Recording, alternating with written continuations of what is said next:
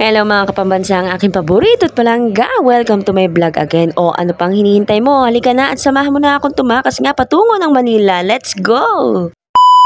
Maaga na gani akong hinatid ni pambansa sa bayan para nga po sa aking pag-alis. Pero alam nyo ba, bago nga niya ako ihatid sa bayan ay siya nga po ang punong abala sa paghahanda ng aking pagkain dadalhin. O diba ay napakabait nga lang nitong aking pambansa. Ay! At ilang sandali pa nga ay naarating din namin itong bayan kung saan dito nga kami mag-aantay ng barkong aming sasakyan patungo nga ng Lucena Port. Dito nga sa pier ay ilan nga lang ang pasahero, hindi na kagaya dati na talaga nga namang siksikan. Maya-maya nga lang ay naaninagan ko na itong Star Horse na aming nga pong sasakyan patungo nga po ng Lucena Port. Naku, may kalahating oras na nga lang ito antayin bago nga po makadaong dito sa Banton Port. Kaya itong mga pasahero ay nakatanaw na nga sa barkong parating na aming nga po sasakyan. Kaya naman ako'y nagpaalam na nga rin kay pambansa habang may kalapitan na nga yung barkong parating. Miss you, pambansa.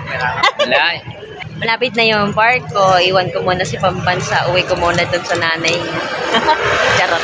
Excited na malungkot gani ang akin nadama habang papalapit itong Star Horse na aking nga po sasakyan patungo nga po ng Lucena Port. Kaya naman nagpaalam na ako kay pambansa, ikakoy wag sa malulungkot. Ilan sandali pa nga ay dumaong na nga itong barko dito sa Pantalan. Agad itong nagbaba at nagsakay nga ng mga pasahero at ng mga cargos. At kaya naman ay dali-dali na nga ako sumakay ng barko at para mas makahanap nga ako ng magandang pwesto. Bali hindi na nga ako hinatid ni pambansa, gawa ng kaya ko na nga raw bitbitin itong aking gamit kaya hindi na nga ako sa kanya nangulit. At pagpasok nga ng barko, aba agad ako humanap ng aking pwesto dito sa mahigaan para sa buong biyahe ay makatulog naman nga ako. Pero bibihira nga lang talaga ako makatulog sa biyahe unless kung sobrang pagod nga talaga ako. Mostly pag ako'y bumabiyahe talagang gising na gising nga ang aking diwa at makakatulog nga lang ako niyan kapag nakarating na ako ng bahay. Iniwan ko na muna yung aking mga gamit doon sa cabin at ako nga po'y lumabas at para tanawin itong napakaganda nga po naming isla ng Banton. At habang hindi pa nga umaalis itong barko at nagkakarga nga po ng cargos, ako'y tatanawin ko na nga muna ito habang hindi pa umaalis at magpapahangin na nga rin ako dito sa labas. Ilan sandali pa ay pinainit na nga itong makina hudyat na malapit na nga pong lumarga patungo nga po ng Lucena Port. Bali mag-aalas 7 na nga ng gabi nung umusad nga itong barkong aking sinasakyan patungo nga ng Lucena Port kung saan doon dumadao nga itong barkong Star Horse. At mula nga dito sa isla ng Banton ay may 6 na oras ang biyahe patungo nga po ng Lucena Port. At madilim na nga umalis itong barko, siguro ay napakarami nga pong cargos na kinarga nga po dito. Kaya naman ay bye muna for ng Banton at hello Manila. Naku, hindi naman tayo magtatagal sa city at babalik din nga tayo agad dito sa isla at para gampanan nga lahat ng ating mga obligasyon na naiwan nga dito sa probinsya. Bali lumuluwas nga lang ako na Manila kapag nagpapacheck up ako sa doktor. Pagkatapos ko nga ng check up ay bumabalik na nga rin ako agad dito sa isla.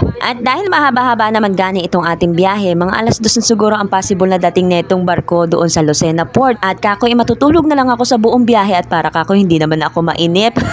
At sana naman ay magkaroon nga tayo ng ligtas na biyahe. At yan na nga, naku, nakatulog nga ako sa buong biyahe. Nagising na nga lang ako dito sa announcer ng barko na maging alisto dahil malapit na nga raw dumaong yung barko sa Lucena Pier. At kaya naman inalisto ko na nga yung aking sarili at hinanda ko na yung aking mga dalang gamit para wala tayong maiwan kung sakali. At yung ibang pasahero ay napansin ko na unti-unti na nga nagsisipagbabaan. Naku, excited na nga sila. Hindi pa nga nakakadaong itong barko doon sa Lucena Port. Ay, nandoon na nga sila agad sa bukana. Ay, nako naman. At kaya naman ako'y bumaba na nga rin para pagrampa nga netong barko ay agad nga tayo makababa at makahanap tayo ng bus na ating nga pong sasakyan. At kaya naman nandito na nga tayo sa Lucena. Naku, tignan nyo itong mga pasahero. Hindi pa nga nakakarampa ay nasa bungad na nga sila.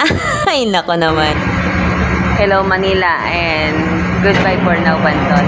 At matapos gani makaalisto itong mga staff ng barko ay agad na nga kami bumaba dahil excited na nga kami. Kaya itong aking mga gamit hinila ko na at palabas nga na itong barko. At kaya naman ay lubos po ako nagpapasalamat sa Star Horse Shipping Line sa aming ligtas na biyahe. At kami nga po ay nakatawid dito nga po sa Lucena Port, o diba? At pagbaba naman gani natin dito sa pier ay agad tayo hahanap ng bus na ating nga pong sasakyan para sa ating destination patungo nga ng Manila. Agad ko na nga nilagay yung aking mga gamit doon sa compartment at humanap na ako ng magandang pwesto dito sa bus. At ang pinakapaborito ko ang pwesto dito sa bus ay sa tabi nga po na itong window para natatanaw ko nga yung labas habang nagbabiyahe. Kayo ba mga kapambansa, anong paborito nyong pwesto sa bus? Di ba nakaka-relax kapag nasa tabi ka ng bintana? Ilan sandali pa ay umusad na nga itong bus na aking nga sinasakyan patungo nga ng Manila. Kakoy matutulog ako kaso napakalakas naman itong sound si kuya mong driver. Kubaw kamias nga ang ating sinakyan kaya may 4 na oras ang biyahe patungo nga doon sa terminal terminal kung saan humihinto nga itong bus. At makalipas nga 4 na oras ng ating pagbiyahe ay narating na nga rin natin itong terminal ng Jackliner. At pagbaba ko nga ay agad ako humanap ng taxi na aking nga pong sasakyan, kaso napansin ko walang metro itong si kuya at sinisingin nga ako ng napakamahal. Kaya nagpababa na nga lang ako dito sa Muñoz para maghanap ng another bus na aking nga pong sasakyan. Buti na nga lang at nasa bus ako nung umulan nga po ng napakalakas. Alas 6 na nga ng umaga nung nakarating ako dito sa Nova, kaya naman itong si Pambansa abay napatawag na at siya ay nag-aalala na at kung saan nga raw ako napunta. Eka ako, mamaya na nga lang siya tumawag kapag ako'y nakarating na ng bahay. Kaya naman ako'y nagpaalam na muna at binaba ko na nga itong linya. Bali sasakay naman gani kita ng tricycle at pagbaba natin ng tricycle ay maglalakad naman tayo dito sa iskinita patungo nga doon sa bahay. Doon nga po kinamean. Maliwanag na nga talaga nung makarating nga tayo ng bahay. May alas 6 na nga ng umaga nung makarating nga tayo dito sa Nova. Kaya naman konting lakad na lang at tayo makapagpapahinga na. Dahil ako'y medyo nalolobat na nga. Naku, ikaw ba naman ang bumiyahe ng 12 oras? Tignan natin kung hindi ka nga bumagsak.